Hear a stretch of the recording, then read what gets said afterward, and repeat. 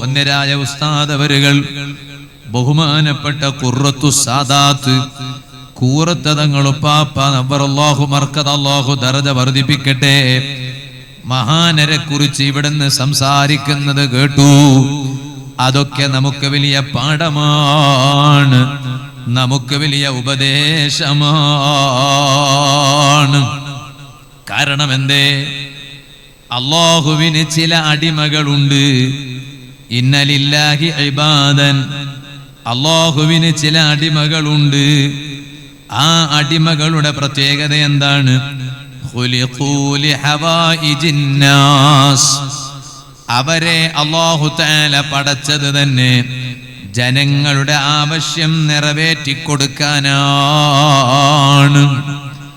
ബഹുമാനപ്പെട്ട തങ്ങളുപ്പാപ്പാന്റെ യുവത്വവും മഹാനവരുകളുടെ ആരോഗ്യവും ജനങ്ങളുടെ ആവശ്യം നിറവേറ്റിക്കൊടുക്കാൻ ഉപയോഗിച്ചു.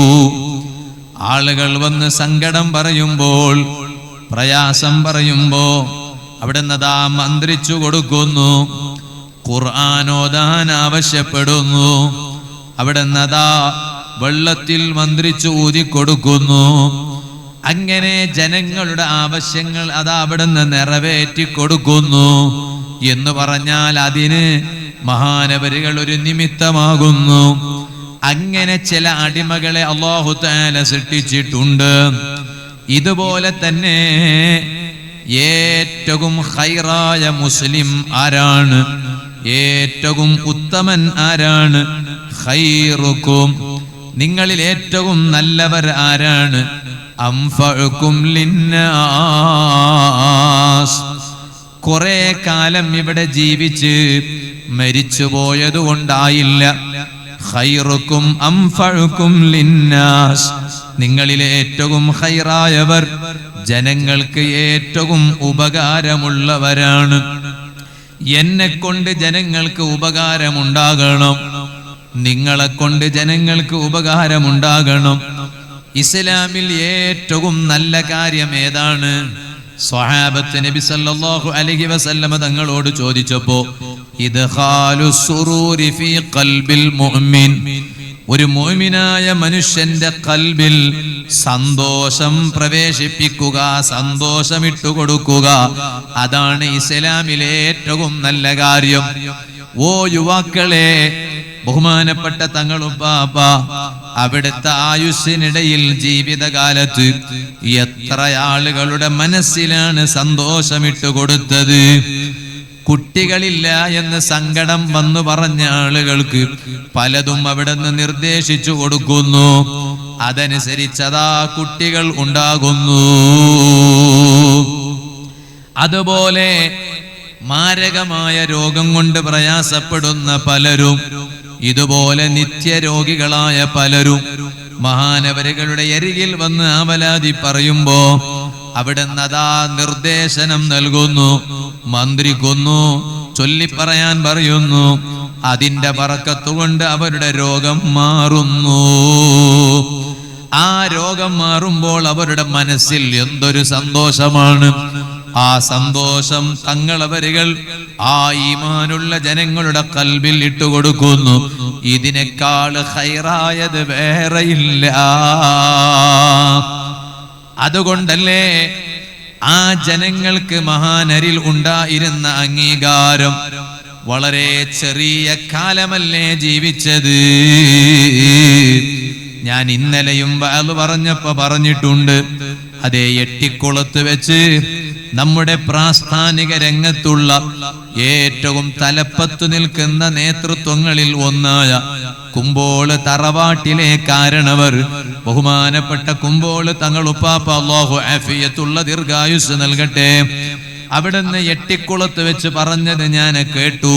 അതിന്റെ ഒരു വീഡിയോ കേട്ടതാണ്. വളരെ പെട്ടെന്നങ്ങ് പൊന്തി പെട്ടെന്നങ്ങ് അസ്തമിച്ചു പോയ സൂര്യ തേജസ് എന്നാണ് ബഹുമാനപ്പെട്ട കൂറത്ത തങ്ങളുപ്പാപ്പാനെ കുറിച്ച് മഹാനവരുകൾ പറഞ്ഞത്. വളരെ ചെറിയ കാലയളവ് ജീവിച്ചു. 63 വയസ്സ് പിന്നിട്ടു 64ആയി. അപ്പോഴേക്ക് ലോകത്തോട് വിട പറയുകയാണ്. പക്ഷേ ആ ചെറിയ കാലയളവിനിടയിൽ അവിടുന്ന് എത്ര ആളുകളെയാണ് അനുയായിയായി ഉണ്ടാക്കിയെടുത്തത്. അതിന് തെളിവല്ലേ മഹാനവരുകൾ ലോകത്തോട് വിട പറഞ്ഞപ്പോ അവിടുത്തെ ജനാസയുടെ അരികിൽ ഒരുമിച്ചു കൂടിയ ആളുകൾ എത്രയാണ്? ജനാസ നിസ്കരിക്കാൻ വന്നവർ എത്രയാണ്? ഉള്ളാളത്തേക്ക് കൊണ്ടുവരുമ്പോൾ ആർക്കും പ്രതീക്ഷയില്ല ബഹുമാനപ്പെട്ട തങ്ങളുപ്പാപ്പാന്റെ ജനാസയെ കാണിച്ചു തരും എന്ന്. ജനാസയെ കാണണമെന്ന് ആഗ്രഹിച്ച് അവിടെ ഒരുമിച്ചു കൂടിയ ധാരാളം സ്നേഹജനങ്ങൾ, പക്ഷേ കാണിക്കൂല എന്ന് ഉറപ്പിച്ചിട്ട് പോലും അവരാരും മടങ്ങിപ്പോയില്ല. മണിക്കൂറുകളോളം പള്ളിയിലും പള്ളി പരിസരത്തും മഹാനവരുകളുടെ ജനാസയുടെ വരവും പ്രതീക്ഷിച്ച് കാത്തിരിക്കുകയാണ്. എന്നിട്ട് ജനാസ നിസ്കാരത്തിൽ സംബന്ധിക്കുന്നു, തഹ്ലീൽ ചൊല്ലുന്നു. എത്ര സ്ഥലങ്ങളിലാണ്? 4 സ്ഥലങ്ങളിൽ ജനാസ നിസ്കാരം നടന്നു. അതെല്ലാം കൂടി ഒറ്റ സ്ഥലത്തായിരുന്നെങ്കിൽ എന്തായിരുന്നു അവസ്ഥ? നിങ്ങളൊന്ന് ആലോചിച്ചു നോക്ക്. എത്ര ആളുകളെ ഉണ്ടാക്കിയിട്ടാണ് മഹാനവരുകൾ ലോകത്തോട് വിട പറഞ്ഞത്. അതാണ് ചില ആളുകൾക്ക് ദുനിയാവിൽ അല്ലാഹു തആല ഭൂമിയിൽ വലിയ അംഗീകാരം കൊടുക്കും. അതുകൊണ്ടാണ് അല്ലാഹു തആല പറഞ്ഞില്ലേ, അല്ലാഹു ഒരാളെ ഇഷ്ടപ്പെട്ടാൽ ആ റബ്ബ് ജിബ്രീൽ അലൈഹിസ്സലാമിനെ വിളിച്ചിട്ട് പറയും, ഇന്നി ഉഹിബ്ബു ഫുലാനൻ, ഞാൻ ഇന്നയാളെ സ്നേഹിക്കുന്നു. അതുകൊണ്ട് നിങ്ങൾ എന്ത് ചെയ്യണം? നിങ്ങൾ ഫഅഹിബ്ബൂഹു, അയാളെ നിങ്ങളും സ്നേഹിക്കണം. ജിബ്രീൽ അലൈഹിസ്സലാം എല്ലാ മലക്കുകളെ വിളിച്ചിട്ട് പറയാണ്, മലക്കുകളെ, അല്ലാഹു തആല ഇന്നയാളെ സ്നേഹിക്കുന്നു, അതുകൊണ്ട് എല്ലാരോടും സ്നേഹിക്കാൻ പറഞ്ഞിട്ടുണ്ട് എന്ന് പറഞ്ഞിട്ട്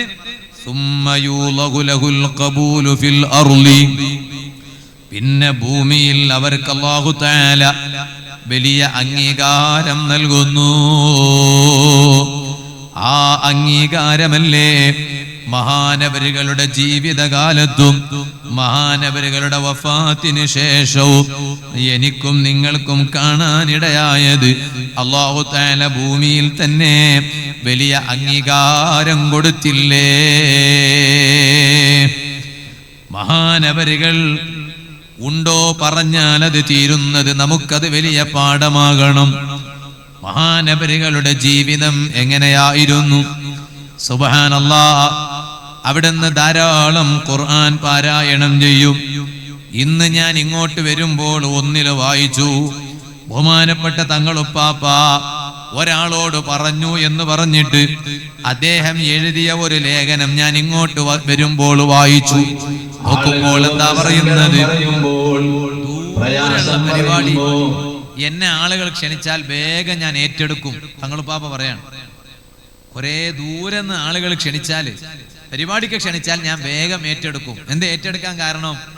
അപ്പൊ വണ്ടിയിൽ കുറെ യാത്ര ചെയ്യാൻ പറ്റുമല്ലോ. ആ യാത്ര ചെയ്യുന്ന സമയത്ത് കുറെ അങ്ങ് ഖുർആൻ ഓതാൻ പറ്റും. അപ്പൊ ദീർഘനേരം ഖുർആൻ ഓതാൻ ഒരു അവസരം ഉണ്ടാവും. യാത്രയിലാവുമ്പോ പിന്നെ ഇങ്ങനെ ഓതുമ്പോ അറിയൂല. അതുകൊണ്ടാണ് ദൂരെ നിന്ന് ആളുകൾ പരിപാടിക്ക് ക്ഷണിച്ചാൽ വേഗം ഏറ്റെടുക്കാൻ കാരണം. അപ്പൊ ഈ കൂടെയുള്ള ആളുകളൊക്കെ ചോദിച്ചു, അല്ല തങ്ങളപ്പ, നിങ്ങൾ ഇത്രയെല്ലാം ഖുർആൻ ഓതിയിട്ട് ഇത് ആരുടെ പേരിലൊക്കെയാണ് ഹദിയ ചെയ്യാ? അപ്പൊ മഹാനവരുകൾ പറയാണ്, ഞാൻ എല്ലാ ഔലിയാക്കളെ പേരിലും ഹദിയ ചെയ്ത് കഴിഞ്ഞിട്ടുണ്ട്. എല്ലാ ഔലിയാക്കളെ പേരിലും ഈ ഓതിയത് ഹദിയ ചെയ്ത് കഴിഞ്ഞിട്ടുണ്ട്. നിങ്ങളൊന്ന് ആലോചിച്ചു നോക്ക്. ഇവിടെ ചില ആളുകൾ മുസ്ലിംകളാണെന്ന് പറഞ്ഞു നടക്കുന്ന ആളുകൾ തന്നെ പറയാണ്, ഖുതുബിയത്ത് ചൊല്ലാൻ പാടില്ല, ഖുതുബിയത്ത് ചൊല്ലിയ ആൾക്ക് ഈമാൻ കിട്ടിയിട്ട് മരിക്കാൻ കഴിയില്ല, ഔലിയാക്കളെ അവലംബിക്കാൻ പാടില്ല, ഔലിയാക്കളെ അവലംബിച്ച ആൾക്ക് ഈമാൻ കിട്ടിയിട്ട് മരിക്കാൻ കഴിയില്ല.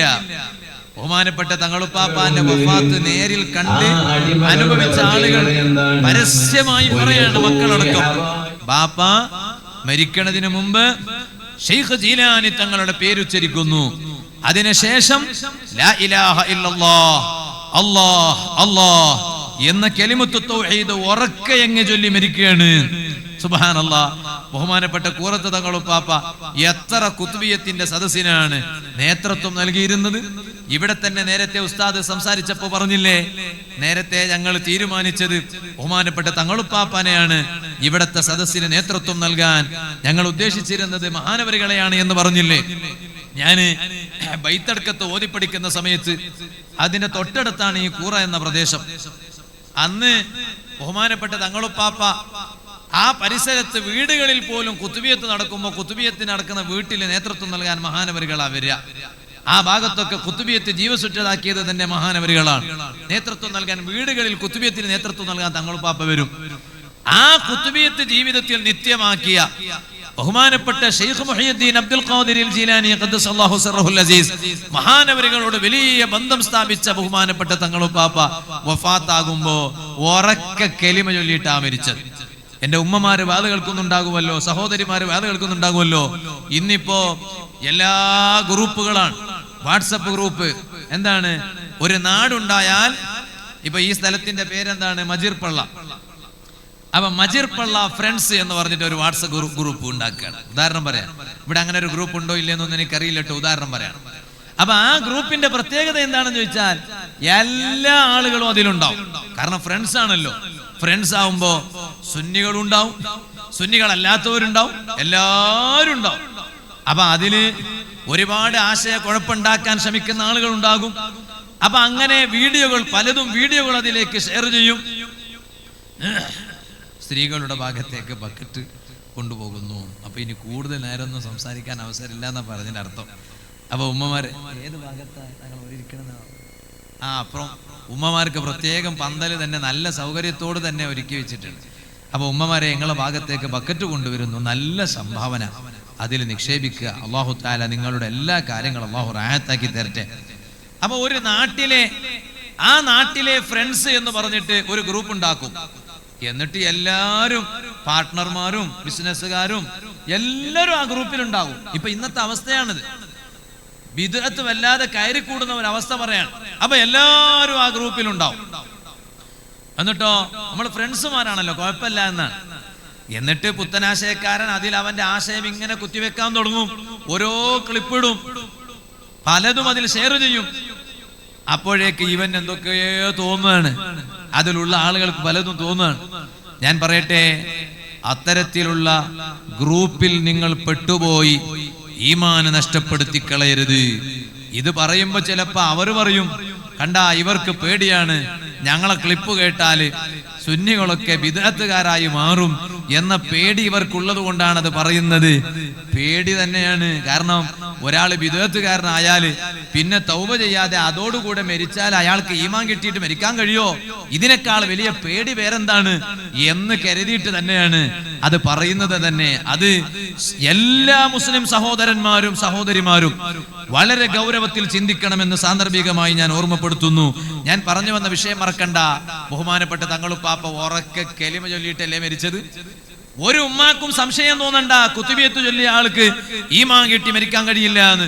ജീവിതത്തിൽ കുത്തുബിയത്ത് പതിവാക്കിയ ബഹുമാനപ്പെട്ടവർ മഹാനവരുകൾ ഉറക്കെ കലിമ ചൊല്ലിയിട്ടാണ് മരിക്കുന്നത്. അള്ളാഹു നമുക്ക് ഈമാനോടുകൂടെയുള്ള മരണം നൽകട്ടെ. ഞാൻ പറഞ്ഞ വിഷയം മറക്കണ്ട. അപ്പോ ബഹുമാനപ്പെട്ട തങ്ങളുപ്പാപ്പ അവിടെ നിന്ന് ഇങ്ങനെ പറയാണ്, ശാഫിഈ ഇമാം റളിയല്ലാഹു അൻഹു പരിശുദ്ധ റമളാനിൽ 60 ഖത്തം തീർത്തിട്ടുണ്ട്. അപ്പൊ എനിക്കും ഒന്ന് നടക്കുമോന്ന് ഞാനൊന്ന് നോക്കട്ടെ എന്ന് പറഞ്ഞിട്ട് ഇങ്ങനെ നോക്കിയിട്ട് റമളാനിൽ 28 ഖത്തും തീർത്തു എന്ന് പറഞ്ഞു. നിങ്ങളൊന്ന് ആലോചിച്ചു, പരിശുദ്ധ റമളാനിലെ 28 ഖത്തും. റമളാനിൽ 28 ഖത്തും തീർക്കും. അത് ചിലപ്പോ ഞങ്ങളുടെ കൂട്ടത്തിൽ പലരും റമളാനിൽ ഇങ്ങനെ ധാരാളം ഖത്തും തീർക്കും. ഒരു റമളാൻ കഴിഞ്ഞാൽ പിന്നെ ഖത്തും തുടങ്ങണമെങ്കിൽ അടുത്ത റമളാൻ വരണം. തങ്ങൾ അങ്ങനെയല്ല, എല്ലാ മാസവും ഖത്തുമാണ്. എന്നാലോ അവിടുന്ന് വഫാത്തായിട്ടുണ്ടെന്നത് ശരിയാണ്, മരണം ഹക്കാണ്. ഈ ലോകത്തോട് യാത്ര പറയാൻ ഓരോരുത്തർക്കും അല്ലാഹു തആല ഒരു ദിവസം നിശ്ചയിച്ചിട്ടുണ്ട്. ആ സമയം എത്തിയാൽ എല്ലാവരും ലോകത്തോട് വിട പറയും.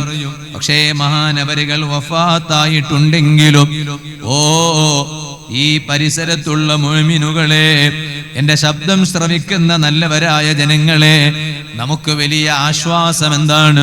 മഹാനവരുകൾ നമ്മുടെ പരിസരത്ത് തന്നെ അതാ കിടക്കുന്നു എന്നത് വലിയ അതേ ആശ്വാസമാണല്ലോ.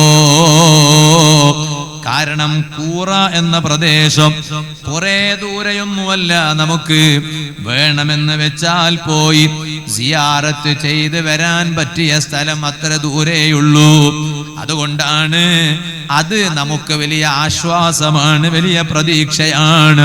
ഹബീബായ അഷ്റഫുൽ ഖൽഖ് നബി സല്ലല്ലാഹു അലൈഹി വസല്ലം തങ്ങൾ വഫാത്തായപ്പോൾ അതേ അവിടുത്തെ റൗള ഷരീഫിന്റെ ചാരത്തു നിന്ന് ഹസ്സാൻ ഇബ്നു സാബിത്ത് റളിയല്ലാഹു അൻഹു ഉരുവിട്ട വരികളുണ്ടല്ലോ, ഇന്നും കിതാബുകളിൽ കാണാമല്ലോ. അത് ധാരാളം വരികൾ ഉള്ളതാണ്. ആ കൂട്ടത്തിൽ ഒരു വരി ഞാൻ ഇപ്പോൾ ഇങ്ങോട്ട് വരുമ്പോൾ വായിച്ചു. വലഖദ് വലദ്നാഹു വഫീനാ ഖബ്റുഹു. അതിന്റെ അപ്പുറം ബാക്കിയും ഉണ്ട്. അതിന്റെ ആദ്യ ഭാഗം അങ്ങനെയാണ്, വലഖദ് വലദ്നാഹു വഫീനാ ഖബ്റുഹു. ഹബീബായ സല്ലല്ലാഹു അലൈഹി വസല്ലമങ്ങൾ അതേ വഫാത്തായി എന്നത് ശരിയാണ്. പക്ഷേ ഞങ്ങൾക്കുള്ളൊരു പ്രതീക്ഷ എന്താണ്? റൗള ഷരീഫിന്റെ ചാരത്ത് ഹസ്സാൻ ഇബ്നു സാബിത്ത് റളിയല്ലാഹു അൻഹു പറയാണ്, അതേ ഞങ്ങൾക്കിടയിൽ തന്നെ ജനിച്ചു നബി സല്ലല്ലാഹു അലൈഹി വസല്ലം. ഇപ്പൊ ഇതാ വഫാത്തായിട്ടുണ്ടെങ്കിലും ഞങ്ങൾക്കൊരു പ്രതീക്ഷ എന്താണ്? വഫീനാ ഖബ്റുഹു. അവിടുത്തെ ഖബ്റു ഷരീഫ് ഉണ്ടല്ലോ, അത് ഞങ്ങൾക്കിടയിൽ തന്നെ ഉണ്ട് എന്നത് ഞങ്ങൾക്ക് വലിയ പ്രതീക്ഷയാണ്. ആ ലോക നേതാവായ നബി സല്ലല്ലാഹു അലൈഹി വസല്ലമ തങ്ങളുടെ അതേ പേരക്കുട്ടിയായ തങ്ങളവരുകൾ വഫാത്തായപ്പോഴും അവിടുന്ന് സ്നേഹിക്കുന്ന സ്നേഹജനങ്ങളായ ഞങ്ങൾക്കും പറയാനുള്ളത് അതാണ്. വലഖദ് വലദ്നാഹു വഫീനാ ഖബ്റുഹു. ഞങ്ങൾക്കിടയിൽ ജനിച്ച മഹാനവരുകൾ അവിടുത്തെ ഖബർ ഞങ്ങൾക്കിടയിൽ തന്നെ ഉണ്ടല്ലോ.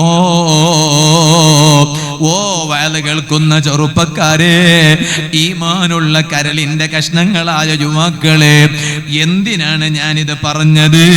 അവിടുത്തെ ഈ ചുരുങ്ങിയ ആയുസ്സിനിടയിൽ പലതും നേടേണ്ടുന്നത് പലതും അവിടുന്ന് നേടിയല്ലോ.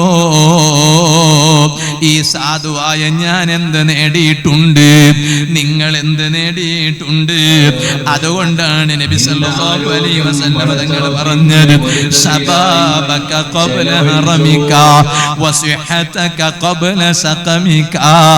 കുറച്ച് കഴിഞ്ഞിട്ട് പല രോഗങ്ങളും നിങ്ങളെ പിടികൂടും. ആ രോഗങ്ങൾ നിങ്ങളെ പിടികൂടുന്നതിന് മുമ്പ് പടച്ച റബ്ബിന്റെ പൊരുത്തത്തിലായി നിങ്ങളുടെ യുവത്വം, നിങ്ങളുടെ ആരോഗ്യം നന്നായി ഉപയോഗപ്പെടുത്തണേ.